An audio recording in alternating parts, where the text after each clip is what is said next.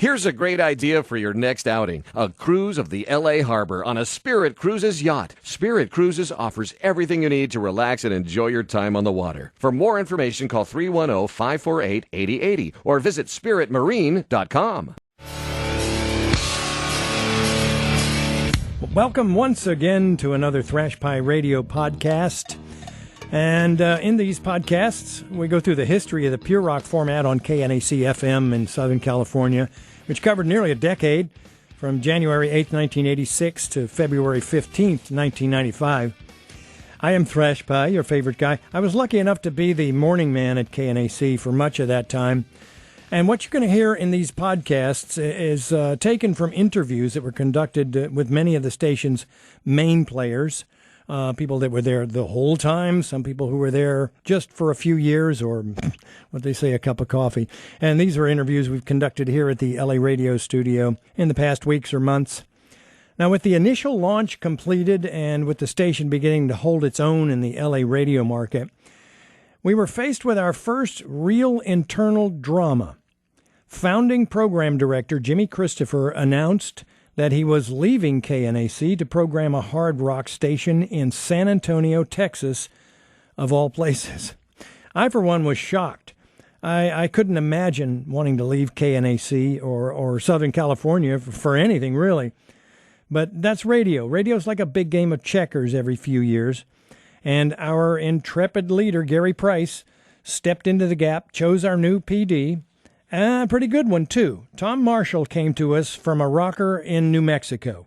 Because I was in the album rock, genre, and I had become a program director here in Albuquerque at another station, KFMG, which was Rock 108, and we were playing a lot of hard rock, but not quite the niche that KNAC went. I was following the trades, and so I'd start seeing things about what was going on with some stations around the country, and so I'm sure I saw things about KNAC and the trades.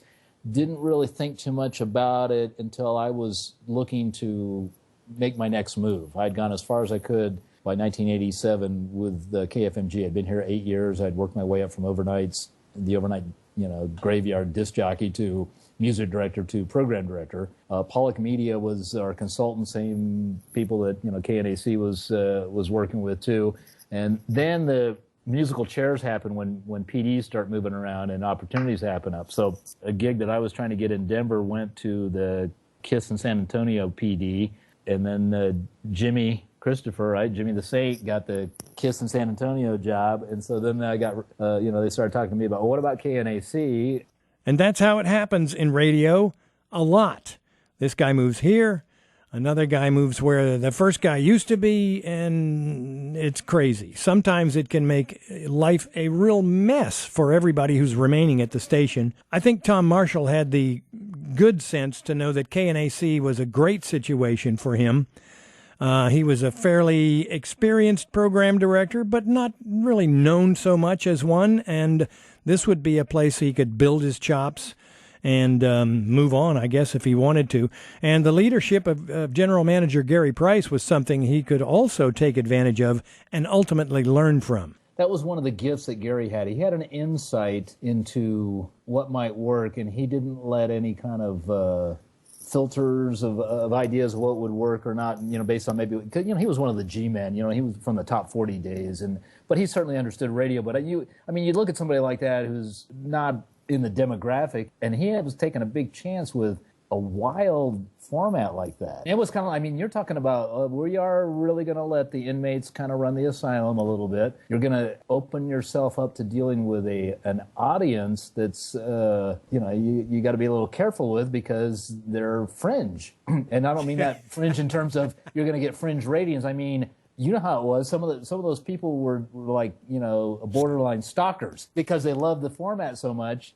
Safety of employees and things like that would be a concern too, because you're opening yourself up to people who are just so diehard crazy about that type of music and that genre, had nothing like it to find anywhere on the radio dial. Suddenly it's there, and then the thing, by the time I came in '87, it was well on its way. The rocket that had launched and it was leaving, it was pulling away from the atmosphere and getting into orbit, and it was pretty exciting for me. The little KNAC was at a place where it needed to grow, both musically and professionally, as a radio station competing in what I've always thought was the most innovative radio market in the country.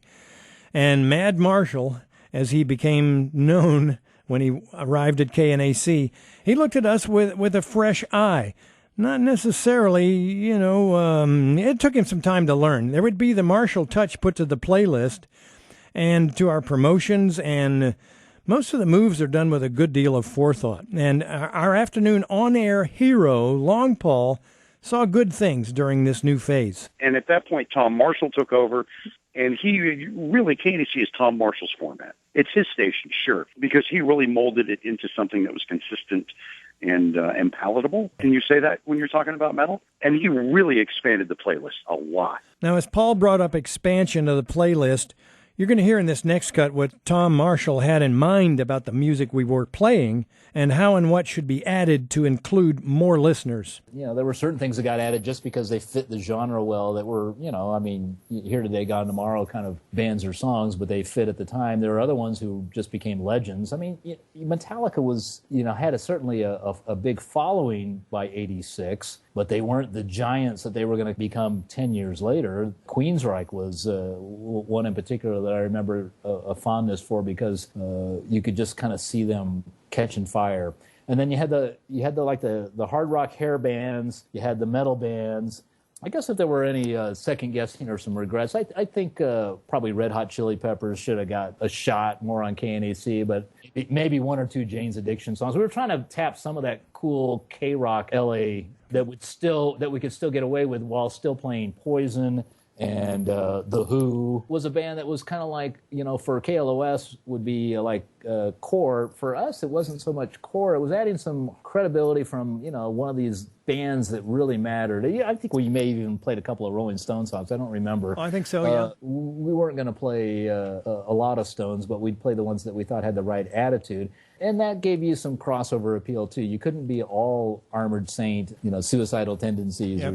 Or Zeppelin, too, right? Yeah, we had Zeppelin and Aerosmith. So you should be getting the idea and getting the sense that Tom and the Tom Marshall era at KNAC grew us into a bit more polished, yet still very untraditional radio station. So what was the Marshall plan exactly? Also, some of the other things that, that just would make sense were to have a good, focused marketing strategy, let your people have fun, but make sure that there's, some common sense used in how you keep your staff working together and happy and how you do your promotions and all that stuff. All that stuff was going on, and that would work in any market. But to be in Los Angeles and in Southern California was the other secret sauce part of KNAC's success, because when I got there, Guns N' Roses was just about to go supernova. Right. Guns N' Roses was just about to go supernova. So that meant now we had two behemoths in our playlist that were pretty much the exclusive domain of KNAC.